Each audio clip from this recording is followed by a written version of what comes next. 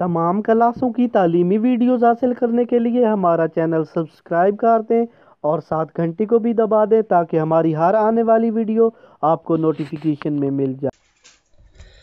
اعوذ باللہ من الشیطان الرجیم، بسم اللہ الرحمن الرحیم۔ ہم کر رہے ہیں پاسٹ پیپر اور علم سیاسیات جو ہے سیاسیات B A political science third year, اس کا پیپر کا نیکسٹ سوال ہے، سوال نمبر 3، ریاست کی تعریف کریں اور اس کے عناصر لکھنے ہیں۔ بہت ہی امپورٹنٹ سوالات ہے، تو میں آپ کو ساتھ ساتھ پڑھا کے ساتھ ساتھ وضاحت بھی کروں گا۔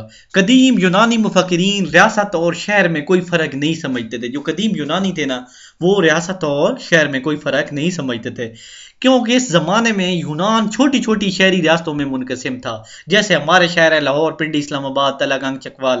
اس لیے ان کے سیاسی نظریات میں جدید علاقائی ریاست کا تصور نہیں ملتا تھا، یہ نہیں ان میں بھی ریاست کا تصور بھی نہیں ملتا تھا۔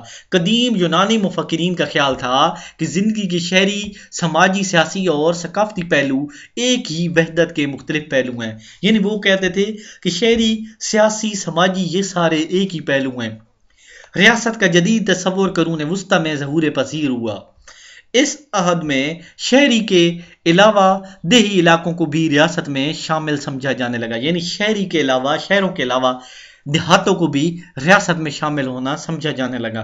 وہ تمام علاقے جو ایک مرکزی شہر کے زیر نگین تھے، انہیں بھی ریاست کا حصہ شمار کیا جانے لگا۔ جیسے ہمارے پاس تحصیل ہے ہماری تلہ گنگ، تو اس کے ساتھ ہمارے دوسرے گاؤں بھی، یا ہماری ڈویژن پنڈی ہے راول پنڈی، تو اس کے ساتھ علاقے سارے بھی پنڈی ڈویژن میں شامل ہیں۔ ایسے ہی وہ اس ملک کا حصہ سمجھے جانے لگے۔ اپنے جدید مفہوم میں ریاست ایک قدرتی اور عالمگیر ادارہ ہے، لیکن اس کے باوجود سیاسی مفکرین نے ریاست کی تعریفیں مختلف انداز میں کی ہیں، جن میں سے کوئی بھی دو آپس میں مماثلت نہیں رکھتے۔ میں تھوڑا جلدی تیز پڑھاتا ہوں، اگر آپ کو کوئی مسئلہ ہے تو آپ مجھے بتا سکتے ہیں۔ ریاست کی تعریف درج ذیل میں چند سیاسی مفکرین کی ریاست کے بارے میں کی گئی تعریفیں کی گئی ہیں۔ یہ آپ نے تعریفیں یاد رکھ لینی ہے، ریاست کی تعریف ذیل میں ارسطو کی رائے میں ریاست کنبوں اور دیہاتوں کا ایسا اجتماع ہے یا اتحاد ہے جس کے پیش نظر ایک مکمل اور خود کفیل زندگی ہو۔ بلنشلی کیا کہتے ہیں؟ ریاست کسی مخصوص علاقہ میں سیاسی طور پر منظم افراد کا نام ہے۔ ولسن کیا کہتے ہیں؟ ریاست کی تعریف ان الفاظ میں کرتے ہیں: ریاست سے مراد افراد کا کسی مخصوص علاقہ میں قانون کی خاطر منظم ہونا۔ ریاست کے عناصر ترکیبی، ریاست کے ترکیبی عناصر 4 ہیں: آبادی، علاقہ، حکومت، اقتدار اعلیٰ۔ آئیے اب ہم سب میں سارے پر جدید سیاسی نظریات کی روشنی میں بحث کرتے ہیں۔ سوال تھا نا کہ ریاست سے کیا مراد ہے، اس کے عناصر، تو اس کے ریاست سے مراد سمجھ آ گئی کہ ریاست ایک علاقہ ہوتا ہے جس میں لوگ رہتے ہیں، اس کے ارد گرد سارے دیہات بھی اس میں شامل ہوتے ہیں۔ تو ریاست کے 4 عناصر ہیں: علاقہ، آبادی، حکومت، اقتدار اعلیٰ۔ آبادی کو سب سے پہلے ڈسکس کرتے ہیں، کیونکہ آبادی کو ہونے سے ہی ریاست ہوتی ہے، پاپولیشن۔ ریاست چونکہ ایک انسانی ادارہ ہے، اس لیے آبادی کے بغیر اس کے وجود کا تصور بھی نہیں کیا جا سکتا۔ ریاست کی آبادی ان شہریوں پر مشتمل ہوتی ہے جن کے حقوق و فرائض قانون نے تسلیم کیے ہوں۔ ریاست کی تعریف سے یہ واضح ہوتا ہے کہ جب افراد کا کوئی گروہ اپنے آپ کو سیاسی طور پر منظم کر لے تو وہ ریاست وجود میں آ جاتی ہے۔ اس کا مطلب یہ ہوا کہ ریاست کے قیام کے لیے افراد کو ایک مخصوص تعداد کا ہونا ضروری ہے، لیکن اس کی تعداد کے تعین میں مفکرین کے آراء مختلف ہیں۔ ذیل میں چند سیاسی مفکرین کی آراء تحریر کی جاتی ہے، یعنی اگر بندے ہوں گے تو ریاست بنے گی نا، پورے بندے ہی نہ تو وہ جگہ تو ویران رہے گی، وہ تو ریاست نہیں کہلائے گی۔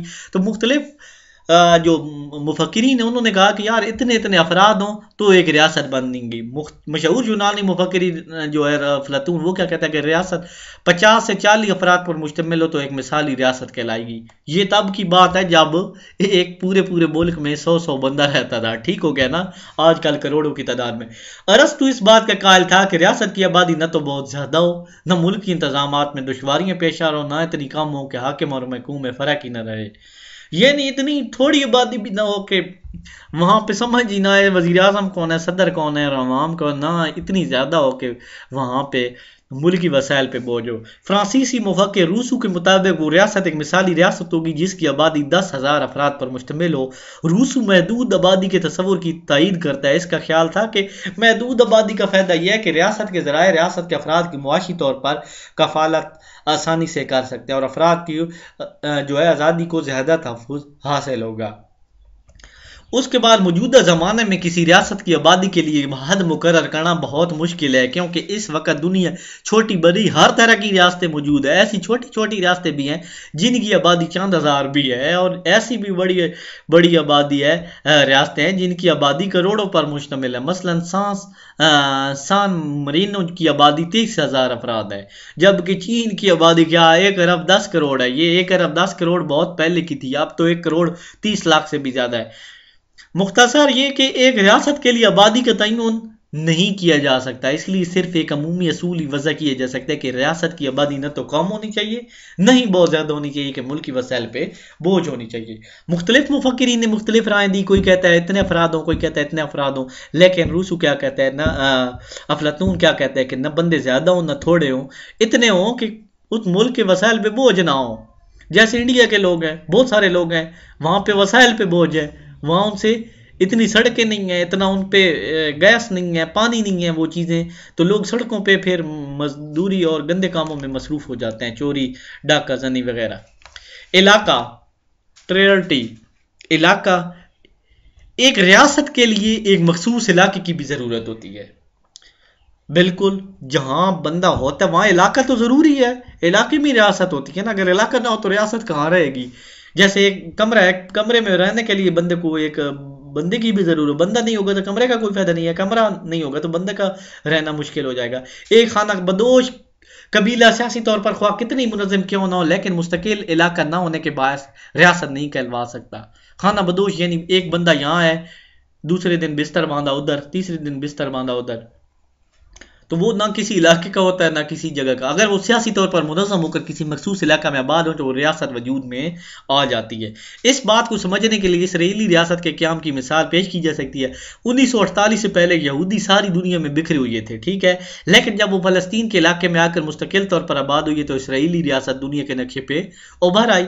ایک ریاست کے حدود میں نہ صرف زمین ہوتی ہے بلکہ اس میں موجود جھیلیں، سمندر بھی وہ ریاست کا حصہ اور قدرتی وسائل بھی اس کا حصہ ہوتے ہیں۔ اس کے ساتھ ساتھ ہوائی علاقہ بھی شامل ہوتا ہے، زمین، آسمان، اوپر، ٹھیک ہے۔ اس کے بعد اس کی مرضی کے خلاف کوئی بندہ اس کی فضائی حدود میں داخل نہیں ہو سکتا۔ بین الاقوامی قانون کے مطابق غیر قانونی تصور کیا جاتا ہے۔ جس طرح آبادی کا تعین ممکن نہیں ہے، بالکل اس طرح علاقے کے معاملے میں بھی رقبے کا تعین بھی ممکن نہیں کیا جا سکتا۔ ہاں، اس وقت دنیا میں چھوٹی بڑی ریاستیں موجود ہیں۔ موناکو جیسی 2.5 مربع میل جو ہے رقبے پر مشتمل ریاست بھی ہے۔ روس جیسی بڑی ریاست بھی موجود ہے جس کی حدیں 87 لاکھ مربع کلومیٹر پر پھیلی ہوئی ہیں۔ لہذا ریاست کے رقبہ کے لیے کوئی خاص معیار مقرر نہیں ہے کہ اتنا رقبہ ہو، اتنا ہو تو پھر وہ ریاست ہوگی۔ ریاست چھوٹی بھی ہو سکتی ہے، بڑی بھی ہو سکتا ہے، اس کا علاقہ تھوڑا بھی ہو سکتا ہے، بہت بھی ہو سکتا ہے۔ یہ ساری باتیں آپ لکھ سکتے ہیں، آپ کو کوئی مسئلہ نہیں ہے۔ تیسری چیز آتی ہے حکومت۔ ریاست کا تیسرا بڑا عنصر کون سا ہے؟ حکومت۔ یہ ریاست کا وہ اہم ادارہ ہے جو ریاست کے اعلیٰ اختیارات کا سوال کرتا ہے۔ حکومت کے ذرائع ریاست کے اپنے احکامات جبری طور پر منوا سکتی ہے، چند افراد پر مشتمل ہوتی ہے۔ اس کے 3 بڑے شعبے ہیں۔ حکومت چند افراد پر مشتمل ہوئی جس کے 3 بڑے شعبے ہیں۔ مقننہ قانون بناتی ہے، لوگوں کی زندگی کو منظم کرنے کے لیے قانون سازی کرنا کس کا کام ہے؟ مقننہ کا، انتظامیہ۔ مقننہ جو قوانین وضع کرتی ہے نا، ان کو نافذ کرنا، ان کے قوانین کی خلاف ورزی کرنے والے کو سزا دلوانا کس کی؟ انتظامیہ کی ذمہ داری ہے۔ عدلیہ آ گئی۔ ایک ریاست عدلیہ کے ذریعے قوانین کی تشریح کرتی ہے اور تنازعات کی صورت میں قوانین کا مناسب اطلاق کر کے فیصلہ کرواتی ہے۔ چوتھی چیز اقتدار اعلیٰ، سوورینٹی۔ اقتدار اعلیٰ ریاست کا بہت ہی اہم ترین ترکیبی عنصر ہے۔ اس سے مراد ریاست کی حکمیت ہے یا مکمل خود مختاری ہے جس سے ایک مخصوص علاقے کے اندر فوقیت حاصل ہوتی ہے۔ اقتدار اعلیٰ کے 2 پہلو ہیں۔ داخلی اقتدار اعلیٰ، ریاست کے داخلی اقتدار اعلیٰ سے مراد ایک مخصوص علاقے کے اندر ریاست کی مکمل خود مختاری ہے۔ اس میں ریاست کی حدود کے اندر تمام افراد اور رجمنوں کے ریاست کی حکمیت کے آگے سارے تسلیم خم کرنا پڑتا ہے۔ مطلب ریاست کے اندر جتنے کام ہو رہے ہیں انسان کو ان کی جو انجمنیں کام کر رہی ہیں جیسے عدالت ہے، سکول ہے، پولیس ہے، ان کے آگے ہم کو تسلیم کرنا پڑتا ہے کہ یہ ہماری فوج ہے، یہ ہمارے استاد ہیں، یہ ہمارے عدالت والے جج ہیں، ہم نے ان کے فیصلے تسلیم کرنے ہیں. ٹھیک ہے. یعنی ریاست سے اقتدار اعلیٰ کیا ہوتا ہے؟ مکمل خود مختاری ہوتی ہے. مثلا ہم یقین رکھتے ہیں کہ عمران خان ہمارا وزیر اعظم ہے، اس کا ہر کام اس نے جو بولا ہم نے کرنا ہے کیونکہ وہ ہمارے ملک کا وزیر اعظم ہے. خارجی اقتدار اعلیٰ اس سے مراد یہ ہے کہ ریاست بین الاقوامی سطح پر ہر طرح کے بیرونی اثرات سے آزاد ہے. خارجی اقتدار اعلیٰ اور کسی بیرونی طاقت کے آگے سر نہیں جھکاتی. یعنی پاکستان ہے تو وہ کسی کا نوکر نہیں ہے، بے شک اس کا سچا دوست چین ہی کیوں نہ ہو، امریکہ ہی کیوں نہ ہو. امریکہ تو دشمن ہے ہمارا، تو نہ وہ ہمارے کوئی کچھ لگتے ہیں کہ وہ ہماری ہر باتیں ماننے.